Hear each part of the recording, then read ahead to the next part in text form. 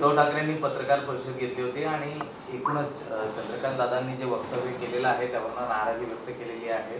कसं पाहता चंद्रकांत दादांच्या वक्तव्यांकडे आणि उद्धव ठाकरेंच्या दादांचा राजीनामा देखील घ्यावा असं देखील एक मागणी केलेली आहे. नाही, मला वाटतं उद्धव ठाकरे साहेब आता फक्त कोण काय बोलतंय याच्याकडे लक्ष ठेवायचं, कोट्या करायचं आणि आपलं राजकारण करायचं, अशा प्रकारचं वैफल्यातनं सगळं सुरू आहे. चंद्रकांत दादांच्या वक्तव्याचा विपर्यास करत, भांडवल करत राजकारण करण्याचा त्यांचा प्रयत्न आहे. बाळासाहेबांच्या योगदानाबद्दल किंवा बाबरी ढाच्या संदर्भात त्यांनी केलेलं वक्तव्य, घेतलेल्या भूमिकेबद्दल या राज्यात देशात कुणाचंच दुमत नाही. भारतीय जनता पार्टीचं तर नाहीच नाही. त्याचा सर्वांनी त्या ठिकाणी स्वागत केलं आहे. बाळासाहेबांना त्याचं श्रेय दिलेलं आहे. परंतु त्यावेळेला उद्धव ठाकरे कुठल्या आंदोलनात दिसत नव्हते, कुठल्या बिळात होते ते त्यांनी सांगावं. बरं, वडिलांच्या पुण्याईवर किती काळ राजकारण आपण करणार आहात? आपलं स्वतःचं कर्तृत्व स्वतःचं उभं करून दाखवण्याची आज तुम्हाला संधी आहे आणि त्यामुळे या ठिकाणी त्यांचं पक्षाकडे लक्ष असायला पाहिजे. परंतु बाळासाहेब आणि त्या ठिकाणी गद्दार अशा प्रकारची वक्तव्य करत केवळ राजकारण सुरू आहे. भारतीय जनता पार्टी हा त्या ठिकाणी भरकटलेली जनता पार्टी, त्याचबरोबर भ्रष्टाचारी जनता पार्टी. मला वाटतं ह्या कोट्यांचा लोकांना उभं केलं आहे. तुम्ही त्या ठिकाणी आपल्या पार्टीचं अस्तित्व संपुष्टात आलं आहे त्यावर विचार करा ना. आज पक्ष रसातळाला गेला, चिन्ह गेलं, नाव गेलं. बाळासाहेबांचा विचारही एकनाथ शिंदेसाहेब सोबत घेऊन गेले आणि त्याच्यामुळे तुम्ही त्यांच्या विचाराचा वारसासुद्धा जपू शकले नाहीत. आणि जे आपण म्हणता किंवा आदित्य ठाकरे म्हणतात की त्या ठिकाणी ठाकरे नाव मिटवायचा या ठिकाणी प्रयत्न या मंडळींचा सुरू आहे. मला तर वाटतं ठाकरे नाव टिकवण्यासाठीच एकनाथ शिंदेसाहेबांनी हा पवित्रा घेतला आहे. कारण आपण ते नाव विचारांनी मिटवत होतात. तुम्ही हिंदुत्वाचा विचार त्या ठिकाणी बासनात गुंडाळून सतत विरोध करणाऱ्या काँग्रेसबरोबर राष्ट्रवादीबरोबर गेलात. त्याच्यामुळं आपण ठाकरे साहेबांचं नाव त्या ठिकाणी मिटवत होतात आणि असं कोण कोणाचं नाव मिटवत नाही. आता सोनिया गांधी होत्या, राजीव गांधी होते, घेतोच ना आपण नाव की राहुल गांधीच्या कर्तृत्वाशी आपण जोडत नाही. परंतु आपण किती दिवस पुण्याई आणि नावावर जगणार याचा पण विचार करण्याची आवश्यकता आहे. राजीनामा द्यावा असं त्यांचं म्हणणं आहे की बाळासाहेब ठाकरेंचा अपमान झाला, चंद्रकांत दादांनी राजीनामा द्यावा किंवा मग एकनाथ शिंदेंनी राजीनामा द्यावा. नाही, मला वाटतं त्यांनी त्यांच्या पक्षाचं काम करावं. आमच्या पक्षाचं काय करायचं हे पक्षश्रेष्ठीने आमचं नेतृत्व त्या ठिकाणी समजून घेण्यात आणि निर्णय घेण्यात सक्षम आहे. चंद्रकांतांनी जे वक्तव्य केलं त्याला तुम्ही कितपत सहमत?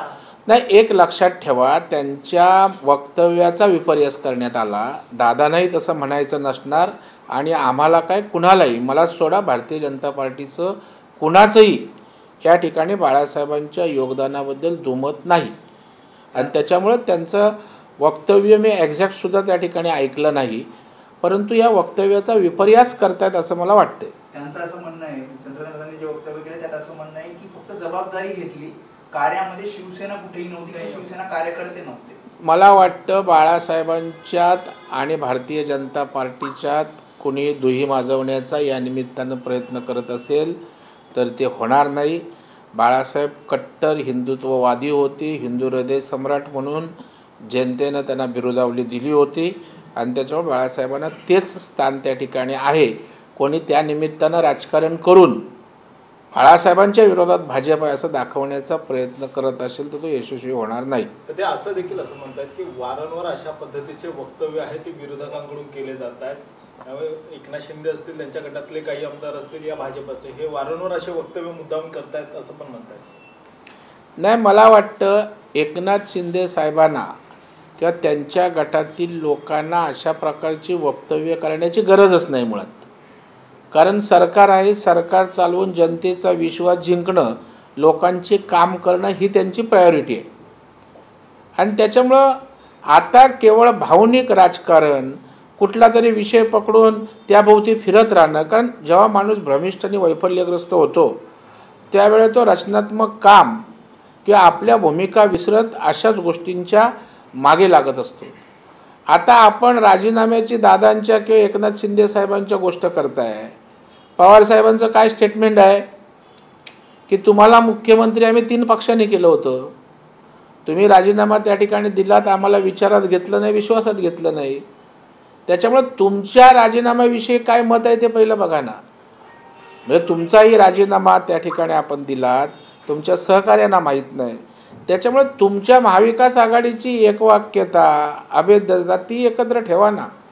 दुसऱ्या पक्षाची, दुसऱ्या नेत्यांच्या चिंता वाहण्यापेक्षा आपापल्या पक्षाची काळजी घेतलीत तर पक्षासाठी बरं राहील. बाळासाहेब ठाकरेंचं नाव कमी करण्यासाठी हे षडयंत्र आहे असं उद्धव ठाकरेंचं म्हणणं.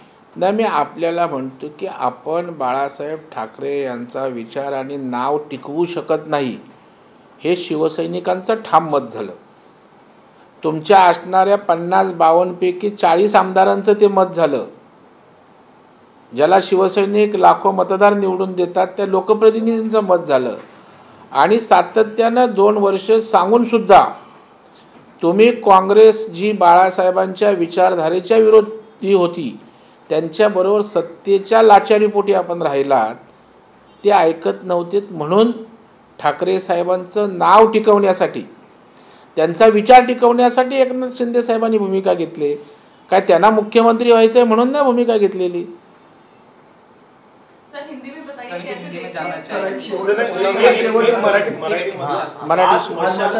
मशाल मोर्चा काढण्यात येतो आहे, काँग्रेसकडून हे सगळं आयोजन करण्यात आलेलं आहे. नाही, मला वाटतं त्यांनी त्यांचा मोर्चा काढावा, लोकशाहीनं त्यांना दिलेला तो अधिकार आहे. परंतु आज त्या ठिकाणी त्यांनी भावनिक मोर्चा, आंदोलनं यापेक्षा महाराष्ट्रातल्या प्रश्नांवर, विकासावर राज्य सरकारला सूचना विरोधी पक्ष म्हणून कराव्यात. त्याच्यासाठी आंदोलनं करा ना. आता त्यांची 3 पक्षाची मोठ एकत्र अभेद्य ठेवण्यासाठी प्रयत्न सुरू आहे. म्हणून महाविकास आघाडीच्या जाहीर सभा एकत्रित, मशाल मोर्चे एकत्रित. कारण आपण बघताय पवारसाहेबांनी 2-3 दिवसात 3ही पक्षात काय चाललं आहे ते आपल्या माध्यमातून जनतेसमोर आलं आहे. आजही पुन्हा ते कुठेतरी म्हणालेत की मुख्यमंत्र्यांचा राजीनामा देताना आम्हाला विचारात किंवा विश्वासात घेतलं नाही. आणि मला वाटतं त्यांच्यामध्ये टोकाचा विसंवाद आहे. परंतु आम्ही एक आहोत हे दाखवण्याचा केविलवाना प्रयत्न सुरू आहे. त्याचाच एक भाग म्हणजे हा मशाल मोर्चा. आज प्रामुख्याने जर आपण पाहिलं तर एनसीपी असो, तृणमूल काँग्रेस असो, या 3ही पक्षांचं राष्ट्रीय जे पद होतं ते देखील कमी झालेलं आहे. यामागे कुठेतरी भाजपचा डाव असल्याचा आता आरोप विरोधक करतात. आता काही झालं तरी भाजपचा डाव, भाजपचा हात. आता राष्ट्रीय पक्षाचा दर्जा देण्याच्या संदर्भात काही निकष आहेत जे आयोगानं, संविधानी त्या ठिकाणी घालून दिलेले आहेत. आता त्या निकषात ते बसत नसतील आणि दर्जा जर त्यांचा गेला तर त्याला भाजपचा काय संबंध येतो. परंतु आता सोपं झालेलं आहे. काही झालं की भाजपवर ढकलायचं, लोकांच्या मनामध्ये संभ्रम निर्माण करण्याचा प्रयत्न करायचा, अशा प्रकारचं केवळ स्ट्रॅटेजिकल त्यांच्या या भूमिकेचा हा भाग आहे. सर, बच्चू कडू म्हणतात की 2024 नंतरच कॅबिनेट मंत्रिमंडळाचा विस्तार होईल आणि किती अस्वस्थता असली तरी आमदारांमध्ये बंड होणार नाही असं त्यांचं म्हणणं आहे. नंतर म्हणाले तेच सगळ्यात महत्त्वाचं आहे ना. त्याच्यामुळे अस्वस्थता जरी असली, कुठल्याही पक्षात मतभेद असतात, मतांतर असतं, आघाड्या युती असतात त्यांच्यात मतभेद, मतांतर असतं. परंतु या उपर आम्ही अभेद्य आहोत. त्यामुळं कुठल्याही आमच्या एकोप्यावर त्या ठिकाणी परिणाम होणार नाही हे सुद्धा बच्चूभाऊंनी सांगितलं आहे ना. आणि त्यामुळे शिंदेसाहेब फडणवीसांच्या नेतृत्वाखालील या सरकारसाठी ती खूप जमेची बाजू आहे. सगळी लोक हे हिंदुत्ववादी विचारासाठी महाराष्ट्राचा 2.5 वर्षात जो विकासाचा वेग थांबला आहे, मंदावला आहे, तो पुढं नेण्यासाठी एकत्रित आलेत.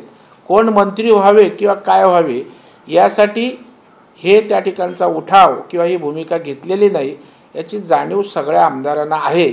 आणि म्हणून बच्चू कडूंनी तशा प्रकारची भूमिका या ठिकाणी मांडलेली. सर, शिवसेनेचे ज्येष्ठ नेते आनंदराव अडसूळ यांनी एक महत्त्वाचं वक्तव्य केले की जर पुढे उद्या भाजप आणि राष्ट्रवादी काँग्रेस पार्टी एकत्रित आली आणि त्यांनी सांगितलं की तुम्ही आमच्या सोबत लढू नका, तर आमचे मुख्यमंत्री इतके सक्षम आहेत की ते निवडणुका लढू शकतील?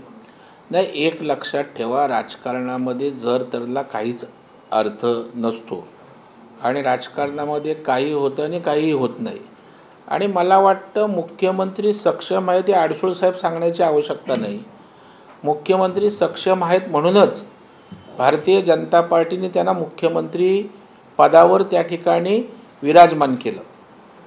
म्हणजे आमच्यापेक्षा कमी आमदार असताना त्यांना मुख्यमंत्री पदावर त्या ठिकाणी ठेवलं, याचा अर्थ ते सक्षम आहेत, भक्कम आहेत, कारभार चालवू शकतात याची भाजपला पूर्णपणे त्या ठिकाणी जाणीव आहे. आणि त्याच्यामुळे अशा प्रकारच्या वक्तव्यातनं कुठलाही गैरअर्थ त्या ठिकाणी काढू नये, तशी वेळ येणार नाही. कारण ते हिंदुत्वाच्या भूमिकेवर आज या ठिकाणी भारतीय जनता पार्टी सोबत त्या ठिकाणी आलेले आहेत. आणि त्याच्यामुळे एकनाथ शिंदे साहेबांच्या सक्षमतेवर आडसूळ साहेबांचा जेवढा विश्वास आहे तेवढा आमचा भारतीय जनता पार्टीचाही पूर्ण विश्वास आहे. शेवटचा प्रश्न की वारंवार नेत्यांना धमक्या येत आहेत, आज मुख्यमंत्र्यांना देखील फोन करून धमकी आली, कसं बघता या सगळ्या? कारण की बऱ्याच नेत्यांना अशा पद्धतीच्या धमक्या येत आहेत. नाही, मला वाटतं या धमक्यांसाठी आता वेगळं एक इन्व्हेस्टिगेशन स्क्वॉड नेमायला पाहिजे. कारण 90% धमक्या या पोकळ आणि खोट्या आहेत. कोणतरी संरक्षण वाढवण्यासाठी धमकी करवून घेतं. बघितलं संजय राऊतांची धमकी पोकळ निघाली ना. कुठे विष्णू गँगने कोण आले, कधी कोण दारू पिऊन करतं, कोणी काय करतं, आणि अख्खी पोलीस यंत्रणा त्याच्या मागे लागते. आपण मीडिया त्यांच्या मागे लागतो, त्याच्यावर प्रश्न विचारतो, आमची भूमिका घेतो. मला वाटतं एक स्वतंत्र पोलिसांनी डिपार्टमेंट करून जे बोगस फोन करतील आणि त्याचं वातावरण करतील त्यांच्यावर कडक कारवाई करावी. मात्र याच धमकीला धरून मुख्यमंत्र्यांना केंद्रीय सुरक्षा द्यावी अशी मागणी देखील उदय सामंत हे करणार आहेत. नाही, मुख्यमंत्री हे संविधानिक राज्याचे त्या ठिकाणचे प्रमुख आहेत आणि त्याच्यामुळे त्यांच्या जीविताचं रक्षण करणं ही संविधानिक सगळ्यांची जबाबदारी आहे, सरकारची, केंद्र सरकारची. आणि त्याच्यामुळे त्या धमकीची पार्श्वभूमी तपासून त्या संबंधित यंत्रणांना जर आवश्यकता वाटत असेल तर त्या सगळ्या गोष्टी ते सक्षम यंत्रणा करतील ना. आणि उदय सामंत एक जबाबदार नेते आहेत, मंत्री आहेत, आणि त्यांनी मुख्यमंत्र्यांची काळजी वाहणं स्वाभाविक आहे. आम्ही त्यांच्या भूमिकेशी सहमत आहोत. शेवटचा प्रश्न अदानींच्या मुद्द्यावर जेपीसी बाबत आता शरद पवारने आपले सूर बदलले. त्यांचं म्हणणं आहे जॉईंट पार्लमेंटरी कमिटी, आणि त्यांचे म्हणणं होते की आवश्यकता नाही, मात्र आता ते म्हणतायत की सहकार्यांना जर गरज वाटत असेल तर त्याला विरोध करणार नाही. शरद पवार साहेबांनी सूर बदलले ह्यात नवीन काय आहे? नेहमीच सूर त्यांचे अधूनमधून बदलत असतात, असं अनेकदा झालंय. सर, हिंदी में बताइए कैसे देखते हैं इस चीज़ को, रेजिग्नेशन मांगा गया है उद्धव ठाकरे की तरफ से? नहीं, मुझे लगता है उद्धव ठाकरे साहब ने हमारे रेसिग्नेशन की चिंता करने की कोई आवश्यकता नहीं है. वो खुद की पार्टी देखिए, आज पार्टी पूरी डूब गई है, उनका चिन्ह गया है, उनका पार्टी का नाम गया है, तो वापस पार्टी उभर के खड़ी करना ये चैलेंज उनके सामने है. लेकिन वो फ्रस्ट्रेट हो गए हैं, इसलिए वो इसी तरह का राजीनामा दो ये मांग करे, लेकिन उसमें कुछ दम नहीं है. हम सत्ता सरकार चलाने के लिए ली है, हिंदुत्व की भूमिका लेकर ली है, तो राजीनामा देने की कोई आवश्यकता है ऐसा मुझे लगता नहीं. लेकिन हमारी पार्टी सक्षम है, क्या उचित क्या करना नहीं करना वो तय करने वाली हमारी लीडरशिप है, वो योग्य निर्णय करते रहेंगे. उद्धव ठाकरे साहब मांग करेंगे और हम कुछ करें, ऐसा कुछ होने की आवश्यकता नहीं. प्रवीण जी, जो स्टेटमेंट दी गई है मिनिस्टर द्वारा, तो आप उस स्टेटमेंट से सहमत हैं? नहीं, हम तो सहमत नहीं है, लेकिन उनके स्टेटमेंट का विपर्यास किया गया है. बाला साहब ठाकरे जी के योगदान के बारे में मैं क्या, हमारे भारतीय जनता पार्टी के कौन से भी नेता का, पार्टी के कार्यकर्ता का, पार्टी का दुमत नहीं है. उनका योगदान है. बाबरी ढांचा गिराने के वक्त जो धाड़सी भूमिका उन्होंने ली है उसका गौरव सबने किया, हम भी उसके साथ हैं. तो उनके योगदान के खिलाफ मेरी नहीं तो हमारे पार्टी का भूमिका रहने का कोई कारण ही नहीं, क्योंकि हमारी भूमिका हिंदुत्व की रही है. और उद्धव जी ठाकरे ने हिंदुत्व छोड़ दिया बाला साहब की जो भूमिका छोड़ते हैं उनको इसके ऊपर बोलने का नैतिक अधिकार नहीं। जी कल ही इलेक्शन कमीशन का एक ऑर्डर आया है, उसमें ये कहा गया है कि एनसीपी जो है उसको नेशनल जो पार्टी को रिकॉग्नाइज नहीं किया गया, उधर ही आम आदमी पार्टी को नेशनल दर्जा दिया गया। कैसे देखते हैं? राष्ट्रवादी ने सोचने की आवश्यकता है। पीछे से आके आम आदमी पार्टी अगर 2 राज्य में सत्ता लेती है, राष्ट्रीय दर्जा मिलता है, तो उससे कोई सीखने की आवश्यकता है। और इनका पार्टी का दर्जा है वो गया है, तो मुझे लगता है हर जन ने अपने पार्टी की भक्कमता के लिए काम करने की आवश्यकता है। खाली निवडणूक आयोग ने किया, भाजपा की साजिश है, इसी तरह की बयानबाजी करने में वक्त दौड़ने से पार्टी अपनी बढ़ेगी कैसी, राष्ट्रीय दर्जा कैसा मिले, उसके ऊपर काम करेंगे तो अच्छा है। लोगों के काम के ऊपर ध्यान दोगे तो जगह बढ़ेगी, वोट परसेंट बढ़ेगा और राष्ट्रीय दर्जा मिलेगा। आयोग को गालियाँ देते, भारतीय जनता पार्टी को गाली देके दर्जा मिलने वाला नहीं।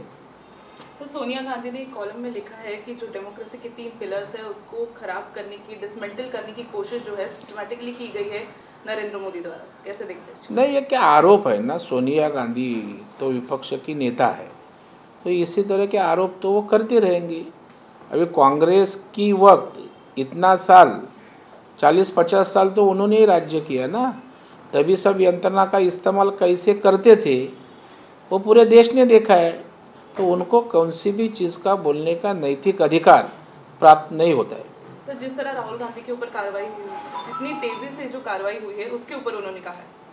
नहीं, एक देखो, इसके पहले भी अनेक उदाहरण हैं कि इसी तरह की कार्रवाई हुई है और वो कानूनन कार्रवाई है, संसद की कार्रवाई है, कोर्ट के आदेश द्वारा की हुई कार्रवाई है। उससे व्यक्तिगत टिप्पणियां करने से कोई मतलब नाही। मला वाटतं आदित्य ठाकरे यांनी वक्तव्य केले शेतकऱ्यांच्या बांधावर जाण्यासंदर्भात। मला वाटतं उद्धवजी ठाकरे साहेब कसे बांधावर गेले ते महाराष्ट्रानं पाहिलेलं आहे। मी राज्याचा विरोधी पक्ष नेता असताना देवेंद्र फडणवीस साहेब आणि मी राज्यभर चिखल तुडवत फिरवत होतो। त्यावेळेला सोलापूरला उद्धव ठाकरे साहेब आले होते, रेड कार्पेटच्या गालिच्यावर उभे होते। शेतकरी संकटात आहे, त्या ठिकाणी अडचणीत आहे आणि राजेशाही थाटात आले, रेड कार्पेटवर गेले, पुन्हा त्या ठिकाणी वापस गेले। दुसरं आपण त्या ठिकाणी बघाल, तौक्ते वादळ झालं, अलिबागला गेले, गाडीतनं उतरलं, फोटो सेशन केलं आणि त्या ठिकाणी परत आले। आम्ही चिखल तुडवत 8-8 दिवस दौरे केले। त्याच्यामुळे फोटो सेशन कोण करतं किंवा फोटोग्राफीचा अनुभव असणाराच माणूस चांगलं फोटो सेशन करू शकतो, जे त्यांनी केलं। आम्ही जाऊन शेतकऱ्यांच्या व्यथा संवेदना समजून घेतल्या।